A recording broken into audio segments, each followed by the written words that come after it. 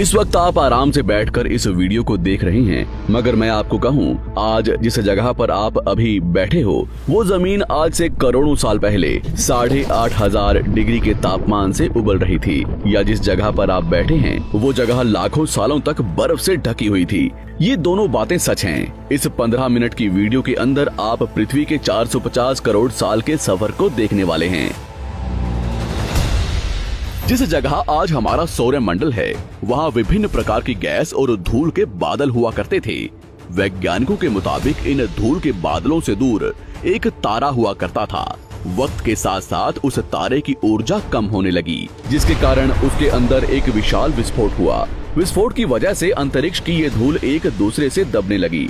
इस दौरान बादलों में स्थित धूल के कण दबाव और गर्मी के कारण बड़े उल्कापिंड और पत्थरों में परिवर्तित हो चुके थे, और इसी दबाव की वजह से इन बादलों में स्थित रेडियो एक्टिव पदार्थ ने ग्रेविटी का निर्माण किया।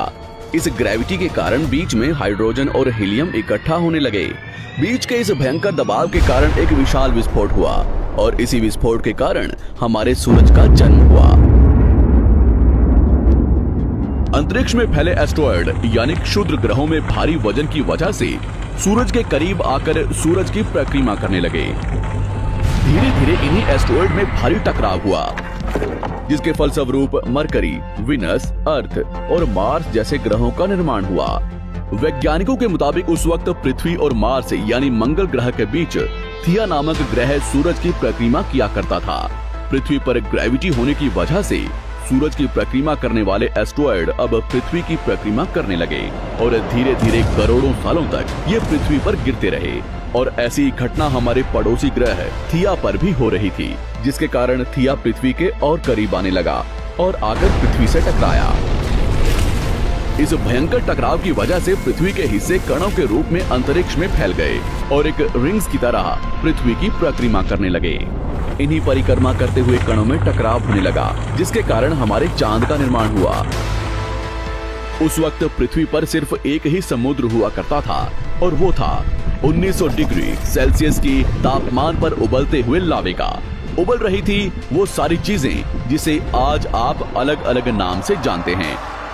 वक्त के साथ साथ पृथ्वी धीरे धीरे ठंडी हो रही थी, जिसके कारण पृथ्वी के भारी तत्व जैसे धातु और रेडियो एक्टिव पदार्थ पृथ्वी के केंद्र में जाकर इकट्ठा हो गए, और हल्के पदार्थ पृथ्वी की सतह पर आ गए। लाखों सालों तक पृथ्वी पर उल्कापिंडों की बरसात हुई, और इन गिरते हुए उल्कापिंडों में जमा था नमक, मिनरल्स और पानी। करोड़ों सालों तक इन उल्कापिंडों की बरसात होती रही, और धीरे धीरे पृथ्वी की ऊपरी सतह पानी से ढकने लगी।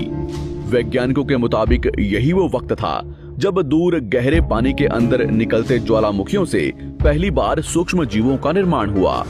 लाखों सालों बाद एक वक्त ऐसा आया जब पृथ्वी की पूरी सतह पानी से ढक चुकी थी। हमारी पृथ्वी के सबसे अंदर का कोर रेडियो एक्टिव पदार्थ से बने होने की वजह से हरदम गर्म होता रहता है, लेकिन जब भी पृथ्वी की ऊपरी जमीन ठंडी हो जाती है, तब पृथ्वी के अंदर की गर्मी बाहर नहीं निकल पाती, जिसके कारण ज्वालामुखियों का निर्माण होता है। और उस वक्त कुछ ऐसा ही हुआ। पानी से ढकी हुई पृथ्वी पर हजारों की तादाद में ज्वालामुखी निकलने लगे, और आने वाले लाखों सालों तक इन ज्वालामुखियों का निकलना जारी रहा, जिससे पानी के ऊपर जमीन का निर्माण हो रहा था।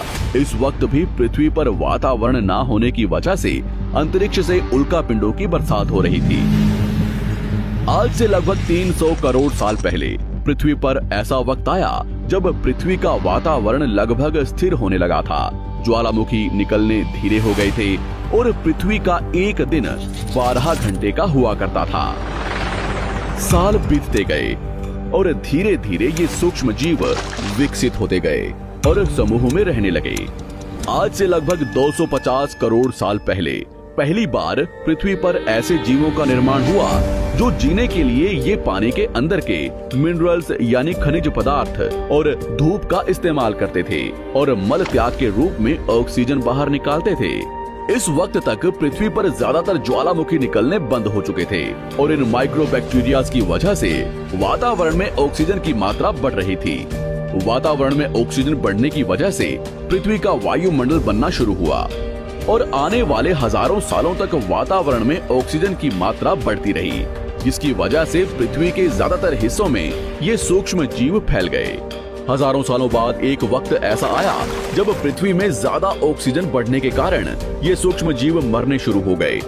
उस वक्त तक पृथ्वी का वातावरण ठंडा होने के साथ साथ ऑक्सीजन से भी भर चुका था, जिसके कारण जमीन और वातावरण में स्थित आयरन यानी लोहे के मिनरल्स पानी में स्थित ऑक्सीजन से रिएक्ट होने लगे। और एक वक्त ऐसा आया जब पृथ्वी की जमीन आज के मार्स के जैसे लाल हो चुकी थी। वक्त बीतने के साथ साथ धरती की टेक्टोनिक प्लेट्स में दरार होने लगी, जिसके कारण पृथ्वी के अंदर का लावा जमीन की तरह कई लाखों सालों तक खुला उबलता रहा। और यही वो कारण था जिसके कारण पृथ्वी के वातावरण में कार्बन डाइऑक्साइड की मात्रा बहुत बढ़ गई और पृथ्वी पर एसिड की वर्षा शुरू हो गई। एसिड रेन की वजह से पृथ्वी का तापमान घटने लगा और तापमान इतना घटा कि पृथ्वी के ऊपर स्थित पानी बर्फ में परिवर्तित होने लगा। पृथ्वी पर पहली बार भयंकर आइस एज आया। इस वक्त पूरी पृथ्वी सफेद बर्फ से ढक चुकी थी।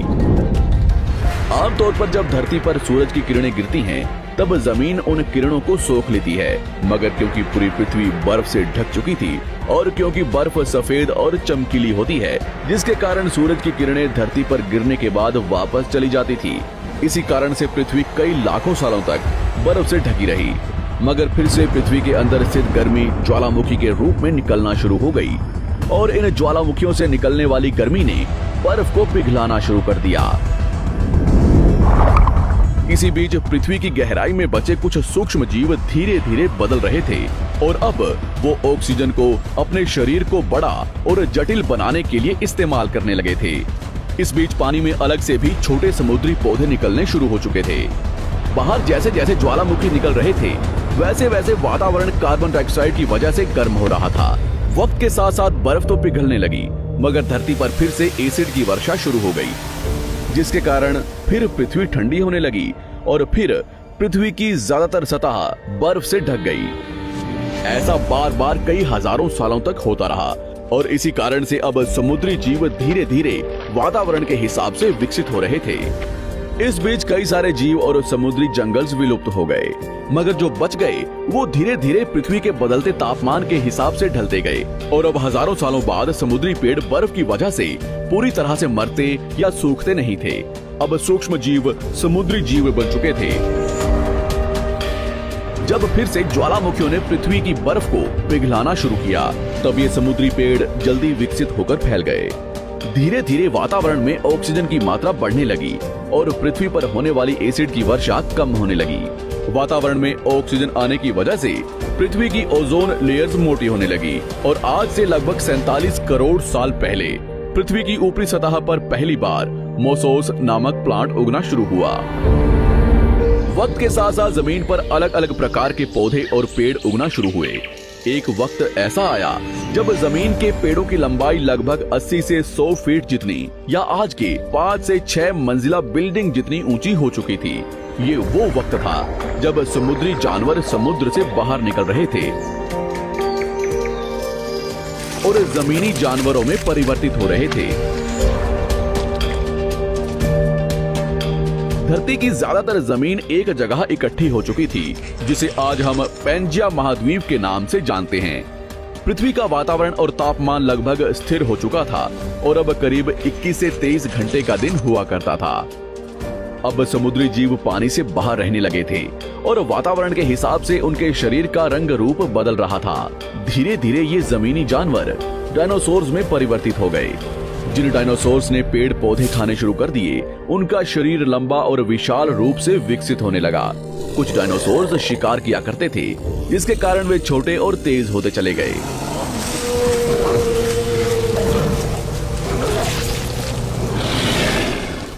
पृथ्वी की ऊपरी जमीन एक जगह इकट्ठी होने के कारण ज्यादातर जमीन रेगिस्तान और बंजर हो चुकी थी। ज्यादातर जंगल समुद्र के करीब हुआ करते थे, जिसमें डायनासोर्स रहा करते थे। आज से लगभग 20 करोड़ साल पहले पैंजिया महाद्वीप टूटना शुरू हो गया। पैंजिया के विभाजित होने की वजह से पृथ्वी की ज्यादातर ऊपरी जमीन पानी के संपर्क में आने लगी, जिसके फलस्वरूप पृथ्वी पर हरियाली बढ़ती गई, जिस वजह से डायनासोर्स और ज्यादा विभिन्न और विशाल होते चले गए।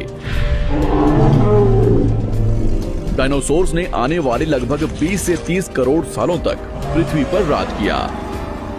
उस वक्त डायनासोर्स समुद्र से लेकर जमीन और आसमान तक पूरी पृथ्वी पर राज किया करते थे।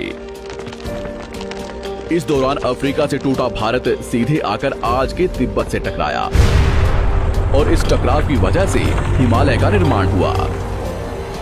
आज से लगभग 6.5 करोड़ साल पहले पृथ्वी की तरफ आज के माउंट एवरेस्ट से भी बड़ा लगभग 4.5 लाख करोड़ किलो जितना वजनिया उल्कापिंड लगभग 80,000 किलोमीटर प्रति घंटे की स्पीड से पृथ्वी की तरफ आ रहा था। पृथ्वी की सतह को छूते ही उसमें भयंकर आग लगी और वो जलते हुए सीधा पृथ्वी से टकराया। इस टकराव से निकलने वाली ऊर्जा आज के 10 करोड़ परमाणु बम एक साथ फटने के बराबर थी। जहां ये उल्कापिंड गिरा वहां के जानवर और पेड़ तुरंत भाप बनकर जल गए। गिरते ही पृथ्वी पर पूरी तरह धूल फैलने लगी। समुद्र में भयंकर बाढ़ आने लगी। भूकंप और आग ने पृथ्वी को जलाना शुरू कर दिया। कुछ ही घंटों में पूरी पृथ्वी के वातावरण में हानिकारक गैस और धूल की वजह से पृथ्वी नर्क हो चुकी थी। डायनासोर्स घुटन, आग और भूखमरी से पूरी तरह विलुप्त हो गए। इस वक्त हमारे पूर्वज जमीन के अंदर रहा करते थे, जिसके कारण वो इस विशाल प्रलय से बच गए। पृथ्वी का वातावरण पूरी तरह से काला और अंधेरा हो चुका था, जिससे धूप भी जमीन तक नहीं पहुंच पा रही थी। पृथ्वी के पेड़ और ज्यादातर जानवर विलुप्त हो गए। वातावरण में धूल और हानिकारक गैस के कारण पृथ्वी पर फिर से एसिड की वर्षा शुरू हो गई और फिर पृथ्वी ठंडी होकर बर्फ से ढक गई।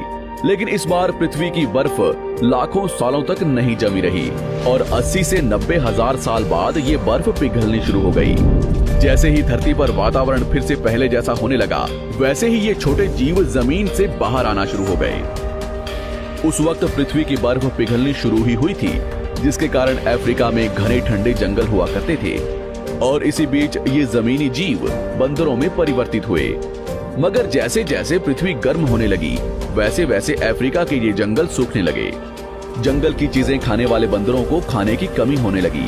खाने की तलाश में इन बंदरों ने अपने पैरों पर चलना शुरू कर दिया, जिससे उन्हें दूसरे जानवरों के शिकार करने में मदद मिलती थी।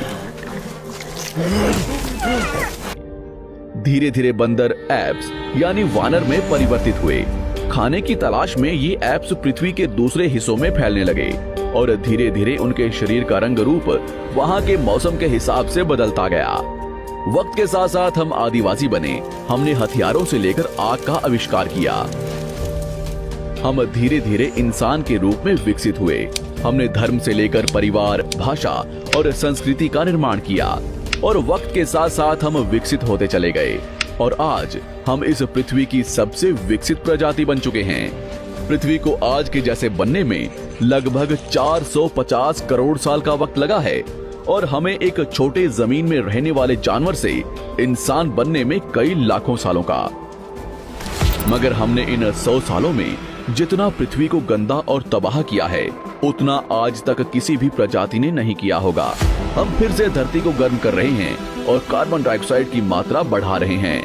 वैज्ञानिकों का मानना है कि पृथ्वी पर फिर से विशाल परिवर्तन होने वाला है।